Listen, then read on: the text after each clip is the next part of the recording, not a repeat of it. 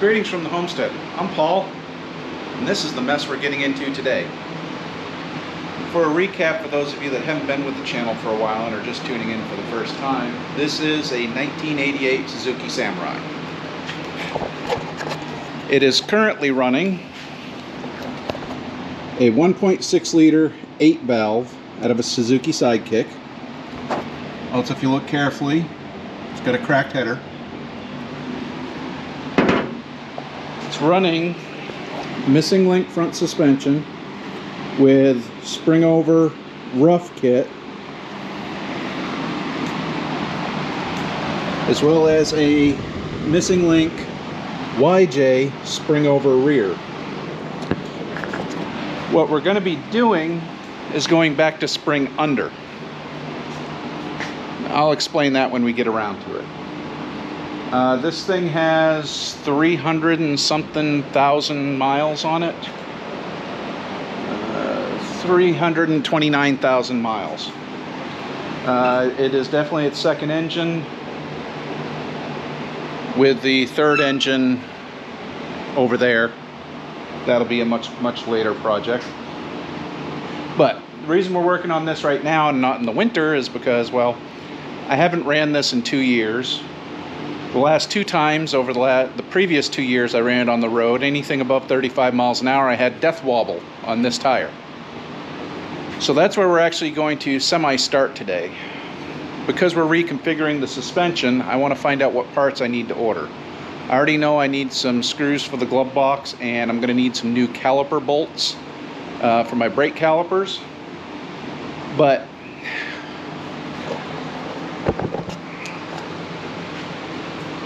I don't know if my tires have gone bad, which is causing the death wobble, or if my knuckle felt has gone bad, which is causing the death wobble. So in this episode, we're going to try to diagnose it, and the only way to really do that is to jack it up and get some tires out from underneath it. So we're going to put her on jack stands real quick, but before we do that, I need to pull the front drive shaft. Why am I pulling the front drive shaft before I do that? Because, well, I don't want to be laying underneath it breaking bolts loose while it's on jack stands if I don't have to. I got enough other bolts and everything else I can do from out here and not be under the, well, it's a light vehicle. It weighs about 2,000 pounds. Figure with the roll cage in it and whatnot, or tires, mods, probably 2,500-ish. But we've got a lot of rust, so we'll take another 100 off for rust. But regardless, I'm not bench pressing 2,500 pounds if it falls on me, because I'm not going to be under it for it to fall on me.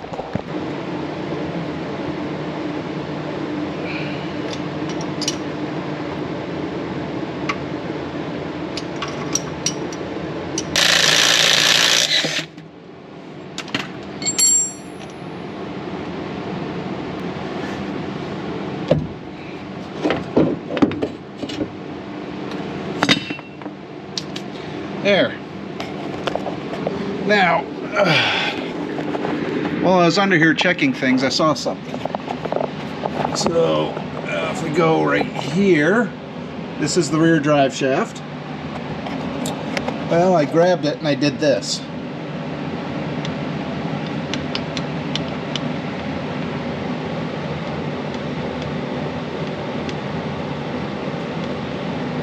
None of that play should be in there. I've got what feels like a U-joint. Yeah, that U-joint is toast. Rear one doesn't seem bad, but the front one, yeah, that shouldn't be happening. So, let's go ahead and add a U-joint to the list.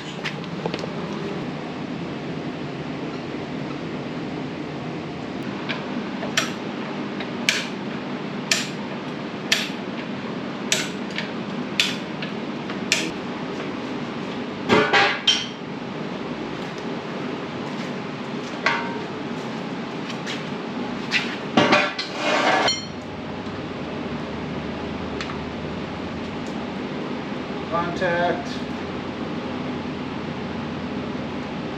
Okay, never had that happen before.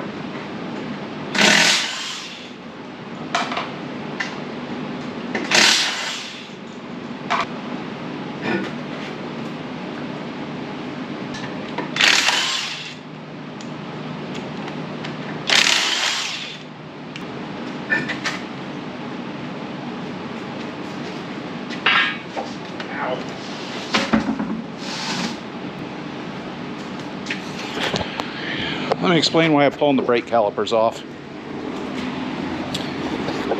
So this is a hybrid system here. So stock goes from this point to the one on the other axle. Well, this isn't stock, and I can't use that point because that would go right through the leaf spring. So what this is a Mercedes, I think it's a 300D or a 240D, some kind of Mercedes, steering arm. And what I did was I drilled out, I think, the back hole, making it larger, and then got larger caliper bolts. So the caliper bracket is bolted to the top of the axle here through these two bolts. This steering arm bolts through that to the caliper bracket, and that's where my steering is. Before anyone questions how safe that is, I had one failure with it, and I was off-roading. I got wedged and my winch froze up, so I had to have someone else pull me out. So I had all the weight of the vehicle being pulled forward into a rock to try to get up over a rock, and I sucked two of those bolts out through the bracket. I was being pulled by a Warren 8274 on a full-built buggy that was tied off to a tree, so I had, what would that be? That's probably in excess of 8,000 pounds of pulling force on one wheel. Pulled those studs out, or pulled those bolts out. I'm not too worried about them. They're plenty strong enough. I ended up replacing the back plate and getting some new bolts and sticking them right back in. But for our next mod in suspension, we can't use that. So we're going to go ahead and remove the entire steering.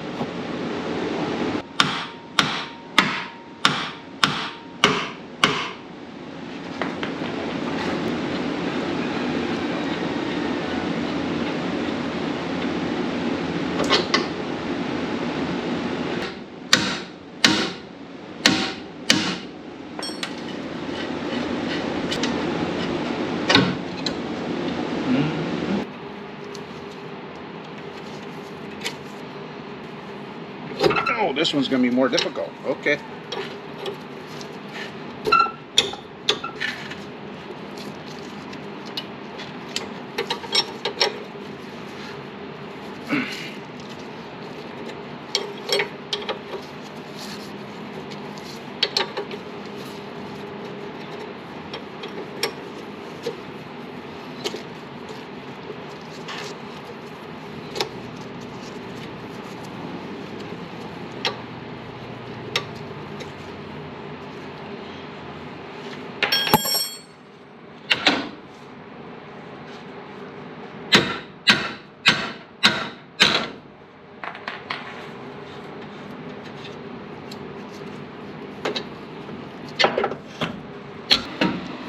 Oh yeah. Alright, so see how this is flopping around?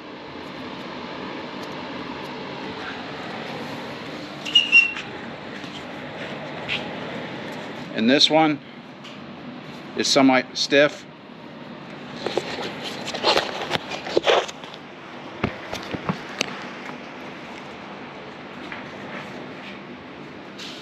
With this axle type, those wipers add a resistance.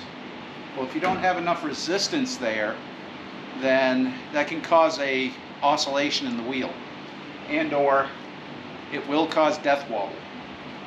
So I need to go online real quick because, well, these wipers that are back here need to be replaced. It's unfortunate but true. Let's see. Yeah. Let me go ahead and get those on order.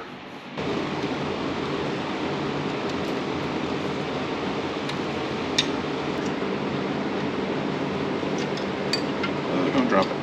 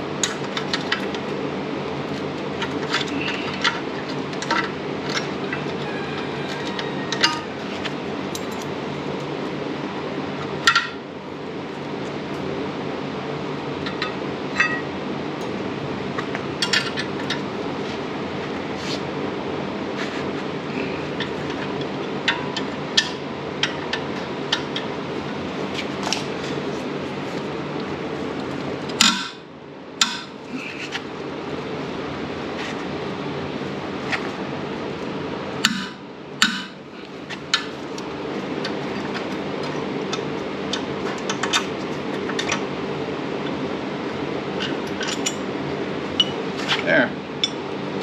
So that is a steering arm for a Mercedes. And I'm looking, this is the bolt that I drilled out, which this was a pain in the butt. I guess you could theoretically. Nope. But it's a hillbilly high steer. And riddle me this.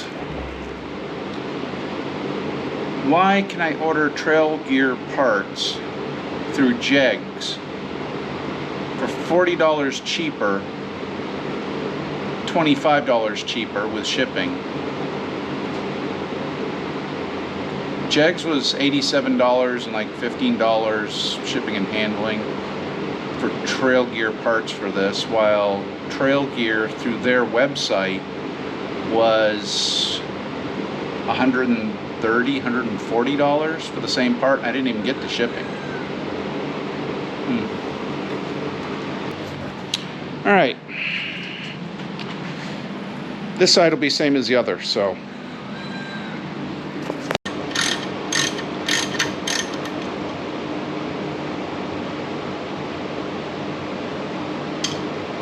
She's a bit warm, but oh well.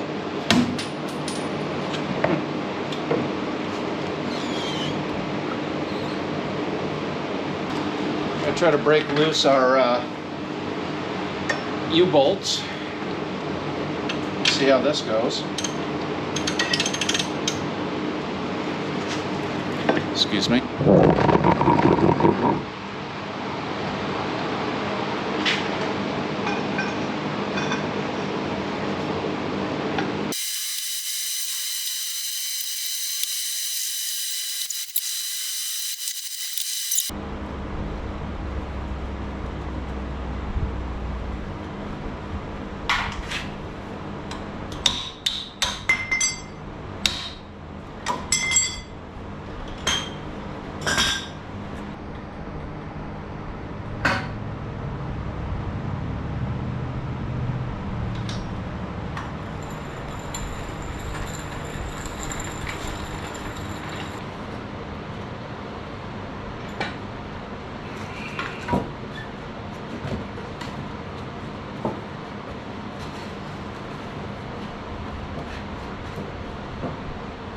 With that, I'm going to stop for the day.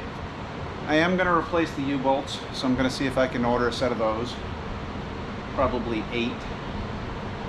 Because those came off way harder than they should have, and you're not supposed to reuse U-bolts for axles, but those are the original U-bolts that I took off when I did the spring over or spring under axle. Said I'd explain earlier. So when your axle is mounted here, this is spring over the axle. When your axle is mounted here, this is spring under the axle. It's literally where the spring sits. Yeah, don't know if this is going to work. Originally this was spring under, but originally it didn't have this suspension under it either. So we're going to lose about 5.5 inches. Which is going to make things tight, but it's going to make it much more stable off-road. I will get hung up more, but no big deal. I have a winch. Yeah, we still got to pull apart the front suspension so that I can get this axle back in there. But more importantly, we need to go ahead and replace some of those because they're, well, you see that? They're all discombobulated. So let me take about 10 minutes, see if I can find a set of those. If not, I'll order a set through my local spring place. I can have them custom made, I just don't want to. And then, well, we'll go from there. It's a heat index of 100 and something today, so I don't... Sorry about the noise. But I was getting a wire brush to the axle and found something interesting when I went underneath. Right there is the drain bolt, and when I hit it with the wire wheel, it was finger tight. Let's see if we got any fluid left in it.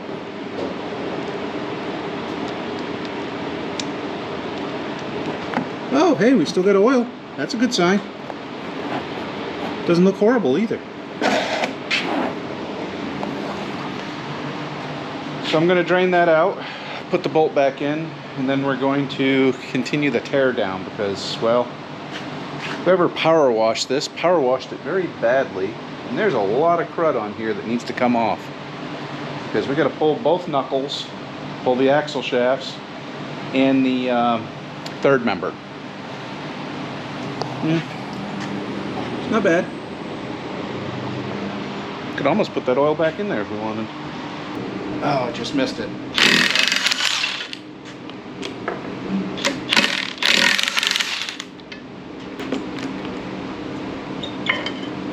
There, now I can get that one out.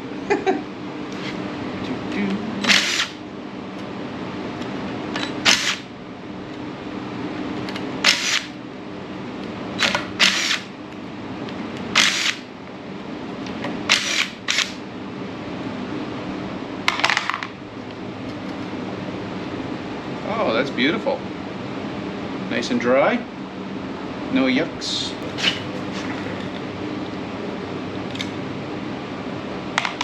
There we go. Oh, good. Love it when that comes together like that.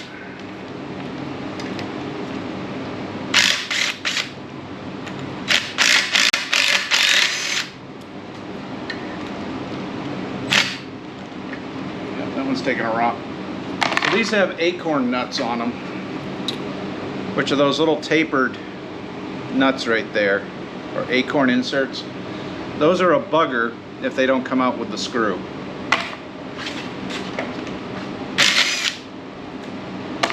But those all came out.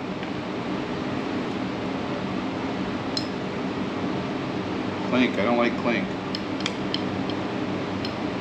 No, she's just moving around a little. So we're definitely going to need a new axle seal,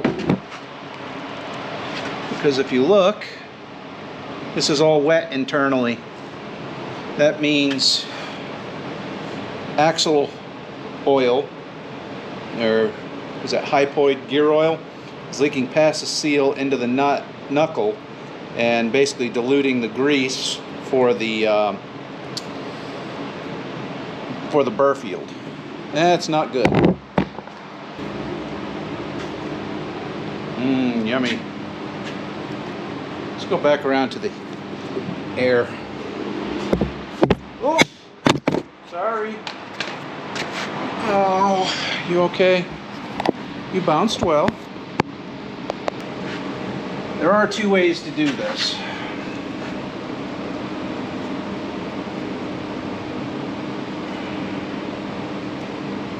First way is to take this nut off and the bearings and pull them out. The second way, take these off, take these off, take these off, and pull the whole knuckle out. Want to guess which way I'm leaning?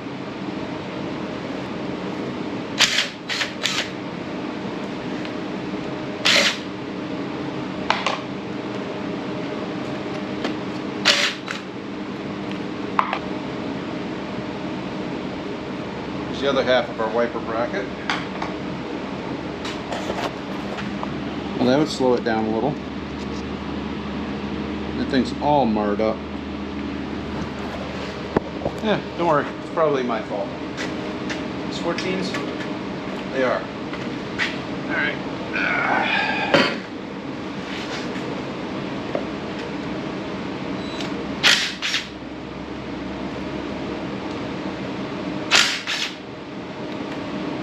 Okay, oh, this just became a little bit more of a challenge. There's the head to one of the kingpin bolts.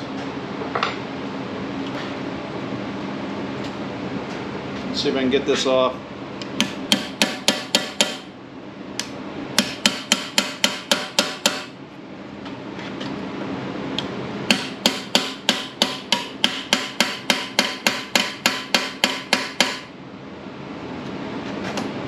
Get it off. How about I get an actual hammer? That makes a difference.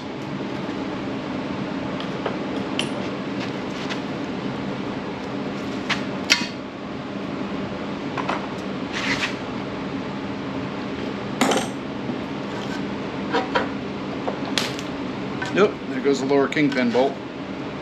Yeah, come on. No, didn't want to do that, but we're going to go with it. There's the axle shaft. Yeah. Here's my burr field. Let's give this a wipe and make sure that our burr field is actually still good. What I'm doing is looking for cracks. So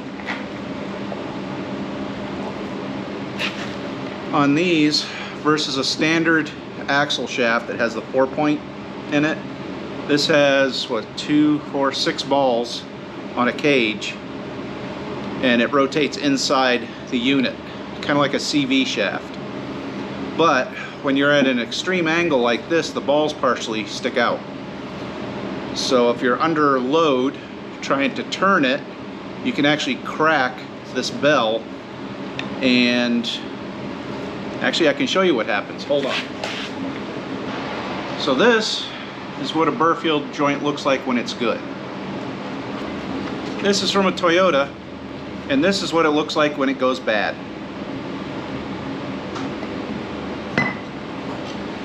Or this.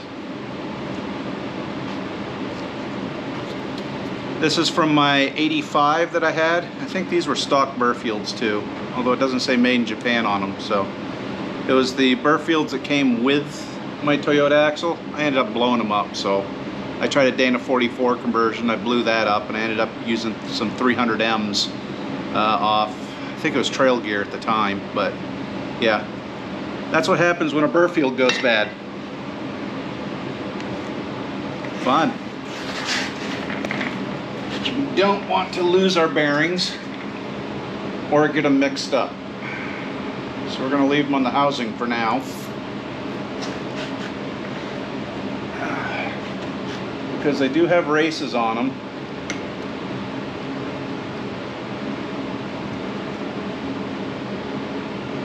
And these were definitely due for replacement or for re-greasing. They're not bad.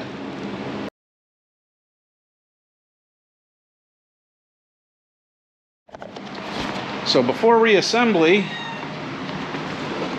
we have that stud right there, which is not a stud. That's the bolt that we're going to need to extract before we can put the kingpin back in. And then I got to find bolts that's going to work with it too, because I don't have any spare or replacement bolts.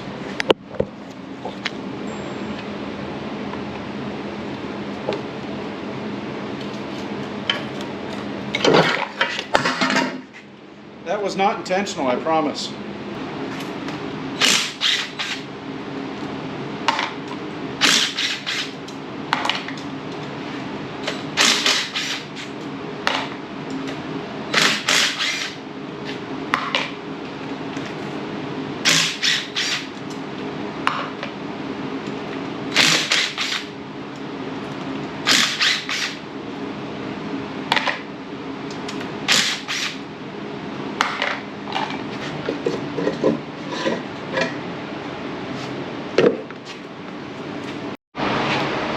So at this point, the axle's stripped down as far as I'm going to strip it down. I still got a lot of little things to do to the housing before I put it back together. But we're going to stop the video here because we're going to be swapping around some stuff. So this is the stock ring and pinion, a 373 with a, was that Spartan locker in it? This is a front carrier from a Sidekick, yeah, Suzuki Sidekick. This is a 488:1 ratio. I'll get into all of that in the next video because we're going to do a hybrid, and I'm going to show you a trail repair that has worked very good for setting up these gears. So make sure to subscribe if you want to see how I hillbilly this incorrectly. That, well, yeah, it doesn't have a bad mesh pattern. I set that up using the thing I'm going to show you in the next video. Teaser. Anyhow, hope you enjoyed this video. It's hot. I'm going to go get some water. Please like, comment, and subscribe, and well, you'll see me on the next one. You'll see us. Something like that. Bye.